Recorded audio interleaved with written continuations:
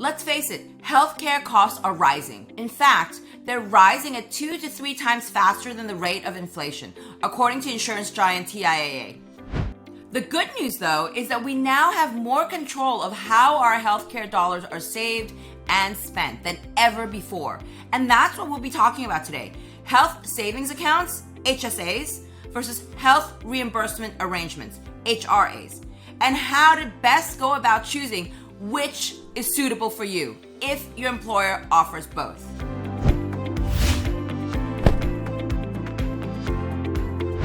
For our loyal subscribers and viewers, welcome back. We love you guys. And for those of you new to Diamond NestEgg, welcome to the #1 place to learn about money, insurance, and retirement. I'm Jennifer, first-generation American, and I've spent most of my life in finance. Started working at banks like JP Morgan and Goldman Sachs at the age of 17, and graduated top of my class from NYU and Harvard Business School on scholarship. And now I work with companies like Bloomberg, WeWork, and Walker Edison, teaching their employees all about money. So, HSAs and HRAs both were created to help make healthcare more affordable for you by allowing you to choose how and when to spend your healthcare dollars. Both can be offered as an employer-sponsored benefit plan. And in fact, some employers do offer both. Let's talk about HRAs first because there's a bit less info out there about them. Think of HRAs, health reimbursement arrangements, as pots of money that your employer sets aside for your health expenses as an employee. Your employer decides how much money will go into an HRA and what you can use it for. Your employer sets nearly all the rules when it comes to an HRA, but typical qualified expenses that you can use an HRA for might include medical, pharmacy, dental, and vision, as determined by your employer. Keep in mind that an HRA is not an account. You can't pull money out in advance to pay for your healthcare costs. Instead, what happens is that you pay for the medical expense first and then submit it to your HRA for reimbursement afterwards, up to a certain limit set by your employer. If your HRA comes with a debit card, though, it is possible for you to get reimbursed at the time of service by paying with your HRA debit card. And if you use up all the money that your employer put into the HRA for you, you'd have to pay for any future medical bills out of pocket or with the funds in a flexible spending account, an FSA, which we'll talk about in a separate video. You could also take those funds from a health savings account, an HSA, if you have one. So let's compare the HRA to an HSA, a health savings account, which, as the name indicates, is actually an account. With an HSA, you put the money in there to save for healthcare costs. For example, if there's something that your health insurance doesn't cover. In some cases, your employer might also match some of your contributions into your HSA. Also, unlike an HRA, with an HSA, you don't have to incur your medical expense beforehand to pull the funds out of your HSA. You can take money out anytime, tax-free and without penalty, as long as the money is being used to pay for qualified medical expenses.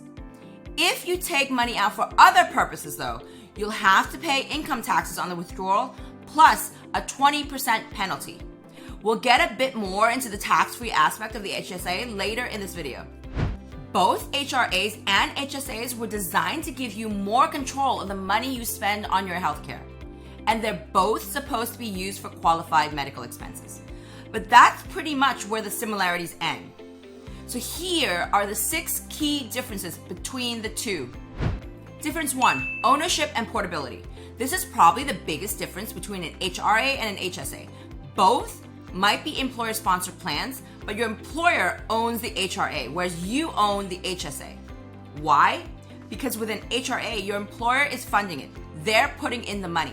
With an HSA, you're putting the money in, you. And sometimes your employer as well, if they offer some sort of match. But for the most part, the money that's in your HSA comes out of your pocket. What this means is that if you leave the company or get fired, your HRA funds stay with your employer. Whereas with your HSA funds, you can take with you wherever you want. Even if you opened your HSA through your employer, and even if your employer made matching contributions into your HSA, that money in that HSA is yours forever. It belongs to you, not the company, unlike with an HRA. Guys, if you're enjoying this video so far, do give that thumbs up and subscribe diamond a gentle tap. This lets us know what videos to keep making in the future so that you can make the most of your financial journey with us. So difference 2 between an HRA and an HSA, and that's eligibility. You can only open an HRA through your employer. Individual HRAs may be open to all employees, or your company might only offer them to certain classes of employees, like salaried employees, but not hourly workers. An HSA, on the other hand, can be open through your employer, which is typically the case, or on your own. There are a number of HSA providers out there to choose from, which we'll get into another time. Regardless of whether you open an HSA through your company or on your own, you'll need to be enrolled in a high-deductible health plan, an HDHP, to qualify for an HSA. A high-deductible health plan, as the name probably gives away, is a health plan with a high deductible.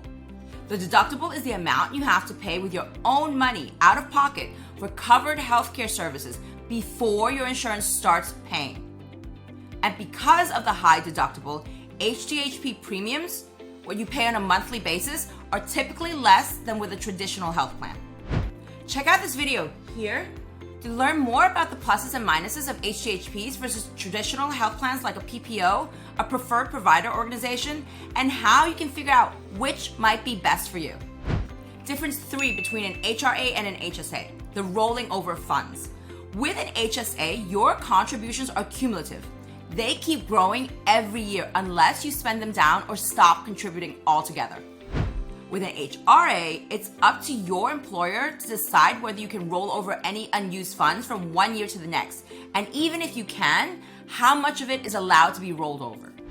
Difference 4, the ability to invest. Since your HRA belongs to your employer, you won't be able to invest the money that's in there. Whereas with an HSA, you can invest the money that's in there as well as get the tax-free benefits from that investment growth that we're going to talk about next.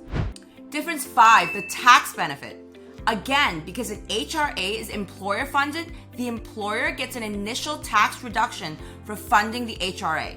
However, you also get a tax advantage as the HRA benefits you get, any reimbursements for medical treatment and so on, do not count as income to you. Whatever reimbursements you get are completely tax-free. With an HSA though, you get even more tax benefits. In fact, an HSA is a triple tax advantage account because 1, you're not taxed when you put money into your HSA. 2, you're not taxed on the money that grows in your HSA. And 3, you're not taxed when you take money out to pay for qualified medical expenses both now and in the future. That's why we're huge HSA fans.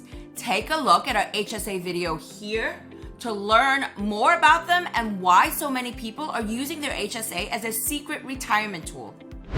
With an HSA, you can pay for healthcare costs in retirement with tax-free dollars instead of dipping into your 401k or IRA. Moving on to difference 6 between an HRA and an HSA, the annual contribution limits. If your company offers an ICHRA, an individual coverage health reimbursement arrangement, then there are no contribution limits. But given that your employer is the one putting money into the ICHRA, it's also unlikely that the sky's the limit when it comes to contributions. If, on the other hand, your company offers a QSE-HRA, a qualified small employer health reimbursement arrangement, then the maximum contribution in 2021 is $5,300 if you're single or $10,700 if you have a family.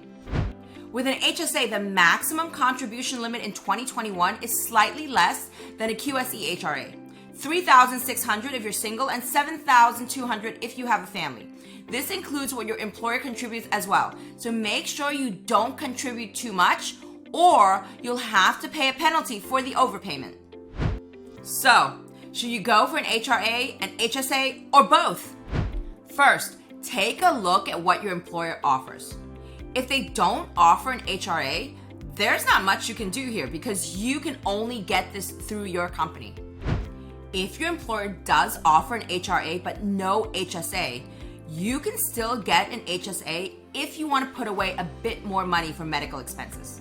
You just have to go somewhere else to an outside HSA provider to open one up, which is completely fine, so long as you have a high deductible health plan and meet any other eligibility requirements.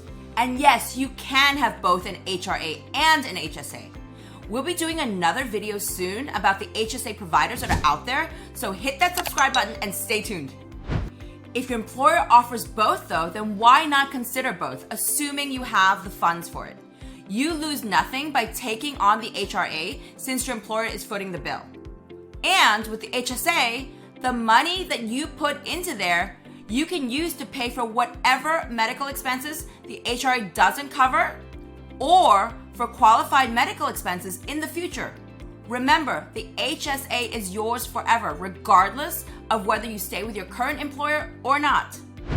And listen, if your head's spinning a bit after all this, that's okay. It's a complex topic. If you want to see if we can help give your financial journey a boost, shoot us an email at jennifer@diamondnestegg.com. Everyone's financial journey is different. There is no cookie cutter solution here. Guys, we hope you enjoyed this video and learned something new. If you did, please don't forget to hit that thumbs up and the subscribe button. We'll be back next week with another money-saving, wealth-building video just for you.